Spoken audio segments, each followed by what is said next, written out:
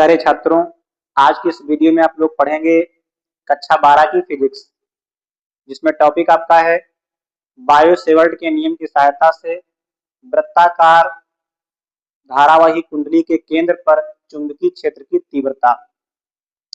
तो bio Savart ने ये बताया था कि अगर किसी चालक तार में धारा प्रवाहित की जाती है तो उस चालक तार के निकट चुंबकीय क्षेत्र की तीव्रता जो होती है वो dB बराबर mu naught upon 4 pi into आई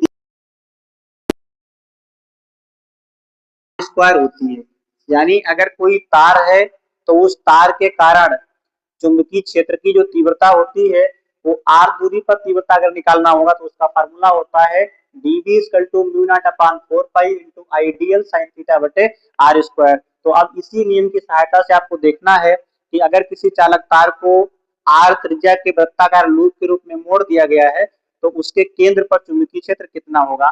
तो हम मान लेते हैं कि माना एक चालक तार है और इस चालक तार को वृत्ताकार धारावाही कुंडली के रूप में मोड़ दिया गया है। तो ये वृत्ताकार कुंडली होगी, इसमें धारा ये प्रवाहित हो रही है, इस डायरेक्शन में ऐसे धारा प्रवाहित हो रही है इस प्रकार से, और आई धारा प्रवाहित हो रही है।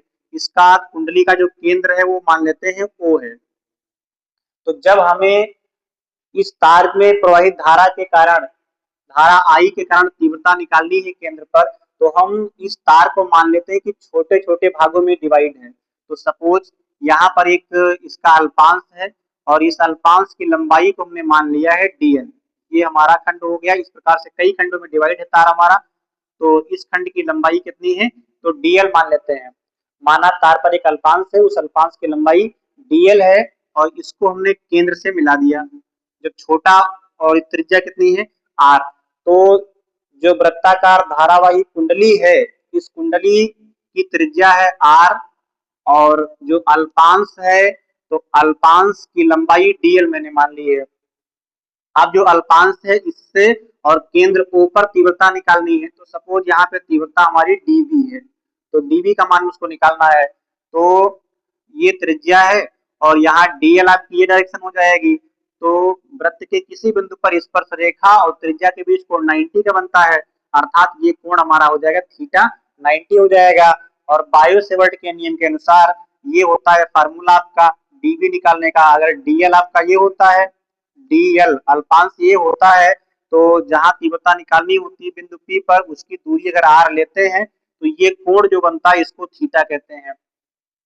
तो हमारा यहाँ पे थीटा जो बनेगा वो अल्पांश की लंबाई और बिंदु O पर तीव्रता निकालनी है, तो O को मिलाने वाली जो रेखा होगी वहां कोण बनेगा 90 का। तो ये थीटा का मान हो गया। थोड़ा लिखेंगे यहाँ पे, क्या ध्यान देंगे, तो हम लिख लेते हैं माना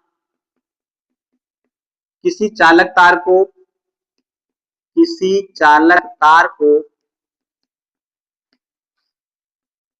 r त्रिज्या की वृत्ताकार कुंडली के रूप में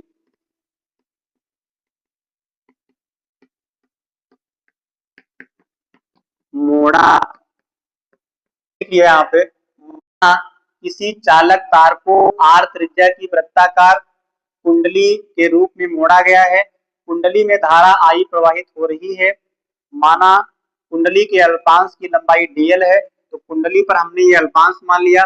इस अल्पांश की लंबाई dl है और अल्पांश की लंबाई dl के कारण कुंडली के केंद्र पर चुंबकीय क्षेत्र dB है। तो अब बायो सेवर्ट के नियम के अनुसार इस dB का मान कितना होगा। तो बायो सेवर्ट के बायो सेवर्ट ने ये बताया था कि अगर कोई चालक तार है तो उसमें हमने अल्पांश ले लिया dl, तो उस अल्पांश के कारण r दूरी पर चुंबकीय क्षेत्र जो होता है वो dB equal to mu naught upon 4 pi into ideal sine theta बटे r स्क्वायर होता है। तो इस नियम के अनुसार केंद्र O पर अल्पांश dl के कारण जो चुंबकीय क्षेत्र dB होगा वो कितना हो जाएगा, dB बराबर mu naught upon 4 pi into आई dl साइन थीटा बटे में r स्क्वायर। अब यहाँ पर ध्यान देंगे आप थीटा का मान कितना है। तो चूंकि वृत्ताकार कुंडली पर अल्पांश है तो अल्पांश और त्रिज्या के बीच कोण कितना बनेगा 90 का। तो यहाँ पे थीटा का मान 90 रख देंगे हम। तो mu naught upon 4 pi into I D L sine, और थीटा का मान 90 हो जाएगा, बटे में हमारा आर स्क्वायर। तो इस प्रकार से साइन 90 का मान 1 होता है। तो चूंकि साइन 90 इज इक्वल टू 1 होता है, तो साइन 90 का मान जब 1 हो जाएगा तो ये आइडियल बचेगा यहाँ पे, अर्थात mu naught upon 4 pi into I D L, और बटे में हमारा हो गया आर स्क्वायर। चुंबकीय क्षेत्र की तीव्रता डीवी इक्वल टू कितना आ गया, mu naught upon 4 pi into I D L upon R square. अर्थात जो कुंडली हमारी है, उस कुंडली में जो हमने अल्पांश लिया था, क्योंकि कुंडली हमारी छोटे छोटे खंडों से बनी है, तो एक अल्पांश के कारण केंद्र O पर चुंबकीय क्षेत्र जो हमारा आया है वो dB equal to mu naught upon 4 pi into I D L upon R square आ गया। अब हमें क्या निकालना है, हमें निकालना है पूरे तार के कारण। तो तार है हमारा वृत्ताकार, तो क्या कर देंगे, इसका समाकलन कर देंगे तो पूरे तार के कारण तीव्रता आ जाएगी।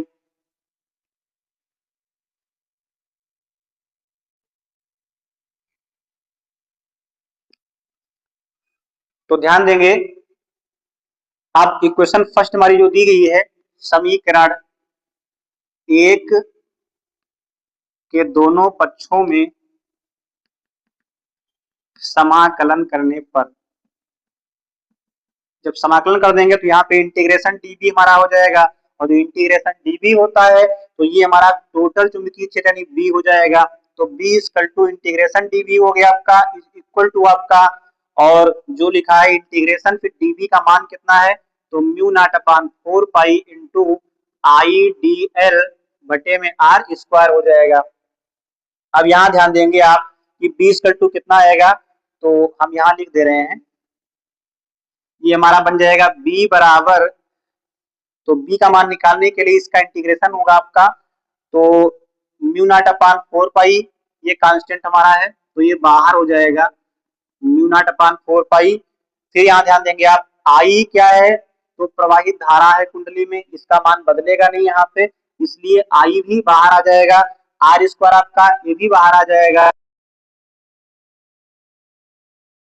डीएल मैंने मानी है तो इसका होगा इंटीग्रेशन, और इंटीग्रेशन यानी समाकलन डीएल, तो अल्पांश की लंबाई टोटल जो होगी वही समाकलन इसका हो जाएगा, अर्थात mu naught upon 4 pi into I upon R square गुणे में, तो अल्पांश की लंबाई डीएल है, और पूरा अल्पांश अल्पांश अल्पांश जब सब मिला देंगे आप तो पूरे तार की परिधि हो जाएगी। और परिधि क्या होती है, वृत्त की परिधि 2 पाई आर होती है, वृत्त की परिधि कितनी होती है 2 पाई आर, तो इसलिए यहाँ पे कितना हो जाएगा 2 पाई आर।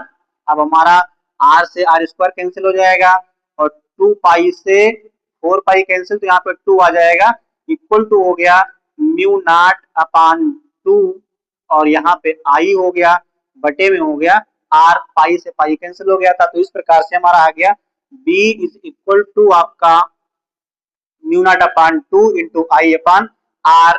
ये वृत्ताकार कुंडली के केंद्र पर चुंबकीय क्षेत्र की तीव्रता है।